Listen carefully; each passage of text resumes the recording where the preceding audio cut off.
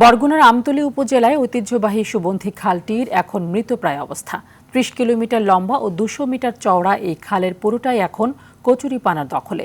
আবার খালের বিভিন্ন অংশে বাঁধ দেয়ায় পানি প্রবাহ বন্ধ হয়ে গেছে। এতে আশীর্বাদের পরিবর্তে দুই পাড়ের লাখো মানুষের দুর্ভোগের কারণ হয়ে দাঁড়িয়েছে খালটি। আমতলী সংবাদদাতার পাঠানো তথ্য ও চিত্রে আরও জানাচ্ছেন সুলাইমান কবির।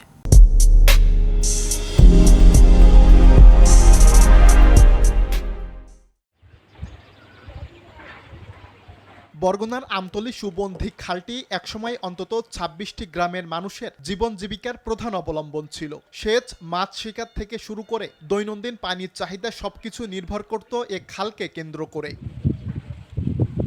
তবে দীর্ঘদিনের অবহেলা, দখল আর অপরিকল্পিত বাঁধ নির্মাণে খালটি এখন অস্তিত্ব সংকটে ভুগছে। ৩০ কিলোমিটার দীর্ঘ এ খালের পুরোটাই কচুরিপানার দখলে। এতে বর্ষায় জলবদ্ধতা সৃষ্টির পাশাপাশি শুকনো মৌসুমে খালের পানি পচে ছড়ায় তীব্র দুর্গন্ধ।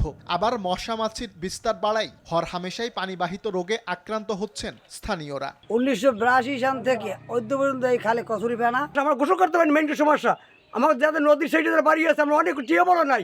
আমরা চর্মরোগে আক্রান্ত হইতেছি, গবাদি পশুর মশা মাছির কারণে বিভিন্ন রোগে আক্রান্ত হইতেছে। আমতলী ইউনিয়নের পাশ ঘেঁষে যে নদীগুলো গেছে, এই নদীগুলোকে মুক্ত করা, কচুরিপানা মুক্ত করার জন্য আবেদন করছি আমরা।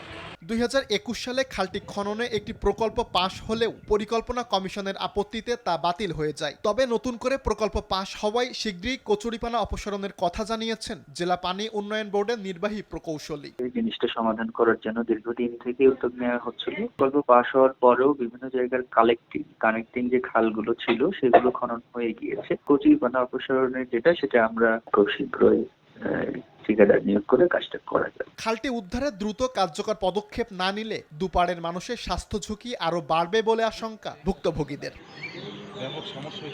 সুলাইমান কবির, RTV।